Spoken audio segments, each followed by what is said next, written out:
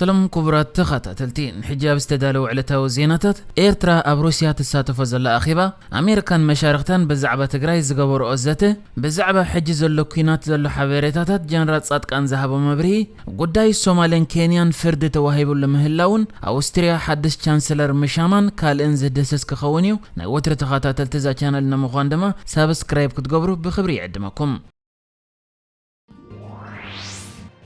إيرترا كابتلو مجميرو كساب علت عسرت حموشته نايزور حز قصل أخيبا فورم دك أنستيو أوريجيا تساتف كمزلا تحبيرو أبتي دك أنستيو علم لخاوتو الأخو أب حدش قهد بزبل تيما أب روسيا كتما سان بيترسبرغ زكاية زولا أخيبا إيرترا بحلافيت محبر دك أنستيو إيرترا ويهاماد زغونت تكا تسفامي كأل كتساتفيا أبزي حجي نسال سايقيزي زكاية زولا أخيبا كاب أستات مئة زبات صحا هاقرات زمتسا دك أنستيو مرحتي كساتفا كمزخونا وانتقاليس الله أمريكان مشاركتان سبا أورديت بقاتتا بررة ناب تقراي زبس حلو أمارات زتيوم فلوي لوخ أمريكا أب مبرق أفريقيا جيفري فيلتمان حلافيت علم لخاو تكلم عتاو حجز أمريكا ويو اس ايد سامانتا باورن مس هاجرات جوجل شوعته كومون توكلت كالوت هاجرات نقداي سمين إثيوبيا زملكت أخيبات مال سولوس أكايدم أبتا أخيبا كندا دنمارك كوميشن حبرة أوروبا فنلند فرنسا جرمن ايرلاند عدد إليان جابان نيزرلاند نروي شودن عباي بريطانيان كم استساتفو تفليت الله بتي إن قددي متزلو سبعو قرولا ولعل شغلتهم كم زغلوص زملكته مجلس التكال حلافيت يو اس ايد سامانتا باور كغبرو ابزخول حاجزون كم استزراربو حبيرا اتي لعل 11 اوارح زغصرو كينات كاب 6 كساب 7 مليون سبات كبيد حدقا حصرت وحسنت مغبي اغاطيمو مالو اب تግራይ ድማ ልዕሊ 900,000 ሰባት ንኩነታት ዓጽቦ ተቃሊዖም ይርከቡ ይብል ተመግለጺ ሰራሕተኛታት ትካላት ሰብኣዊ ሓገዛትን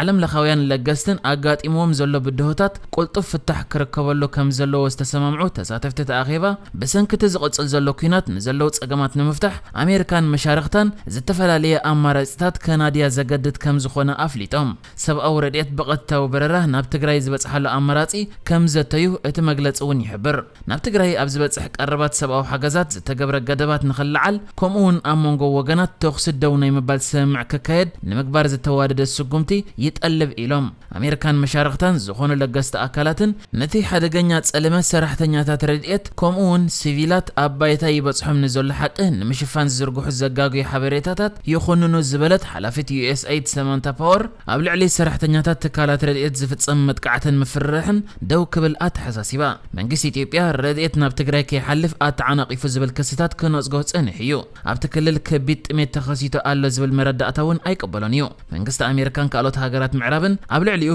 ዘይግቡእ ዲፕሎማስያዊ ጸቕጢ ከም ዝገብሩ ዝገልጽ መንግስቲ ኢትዮጵያ ነዚ መግለጺ ኣመልኪቱ ዛጊድ ዝሃቦ መልሲ የለን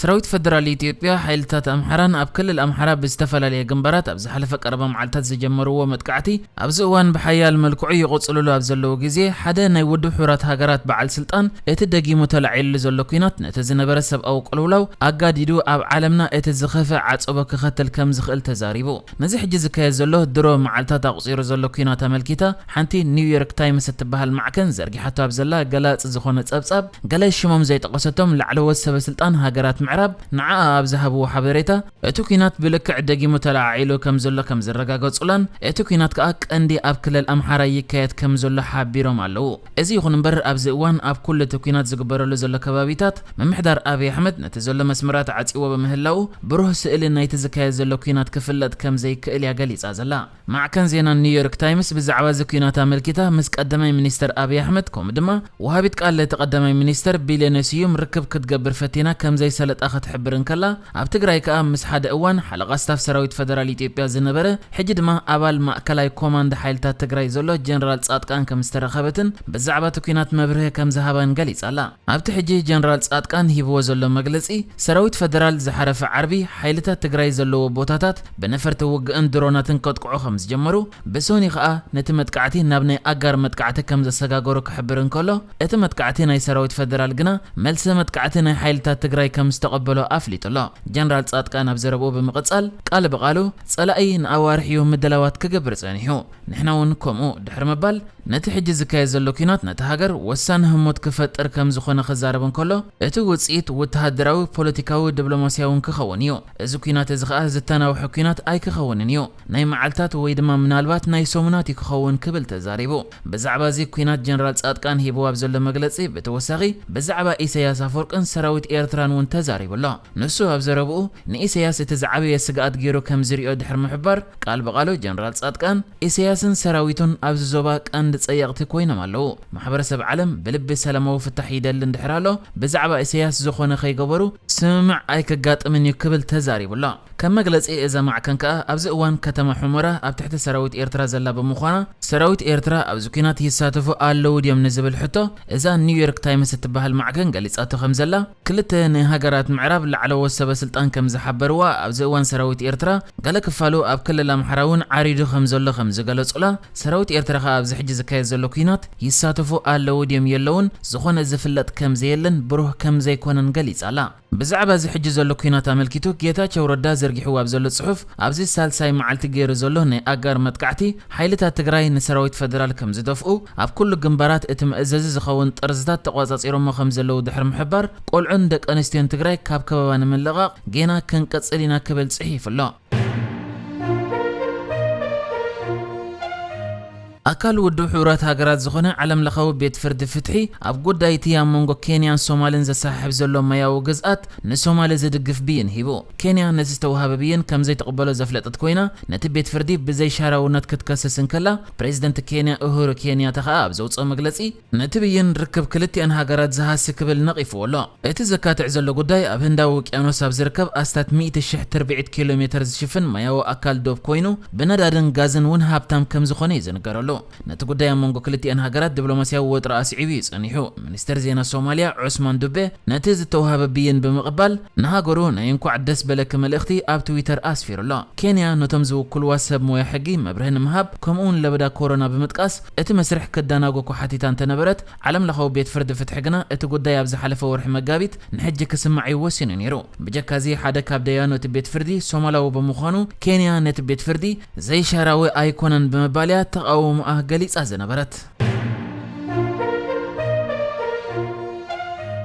ቻንሰለር አውስትሪያ ዝነበረ ሴባስቲያን ኩሩዝ በብልሽውና ተኸሲሱ ካብ ስልጣኑ ክወርድ ድሕሪ ምግዳዱ ሚኒስተር ጉዳያት ወጻኢ ሃገር ዝነበረ አሌክሳንደር ሻለንበርግ ካብ ሶኒ ኣትሒዙ ቻንሰለር ሃገር ከም ዝኾነ ተገሊጹ ኩሩዝ ነቲ ገበን ኣይወዓልክዎን እናበለ ክከራኸር ድሕሪ መጽናሕ ዝሓለፈ ቀዳሚው ስልጣኑ ክሓድግ ዝወሰነ ብኻሊ ወገን ብሰንከት ንኩሩዝ ዝቐርበሉ ዘሎ ክስታት ብልሽውና ዘይተኣማምነትን ጉቦን ተቃዋሚ ሰልፊ እቲ ሃገር ኩሩዝ ካብ ኩሉ ስልጣናት መንግስቲ ክውገድ ጸቕጢ ክገብር ጸኒሕሎ ንኣብነት ኩሩዝ ክሳብ ሕጂ መራሕቲ ክርስቲያናዊ ሰልፊ ወይ OVP ተባሂሉ ዝጽዋዕ ሰልፉ በምህላውን ኣብ ታሕተዋይ ባይቶ መራሒ ሰልፊ ሃገራዊ ቆንስል ክኸውን ዝብል ተጽቢታት ምህላውን ዝፍለጥ እዩ በዚ ከዓ ማሕበራዊ ዲሞክራሲ ዝበሃል ሰልፊ ትመርሕ ዘላ ፓሜላ ሬንዲ ቫግነር ሓንቲ ካብተን እቲ ቻንሰለር ነበር ካብ ኩሉ ስልጣናት ክእለ ኣለዎ ዝብላ ሰበ ስልጣን ኮይና ዘላ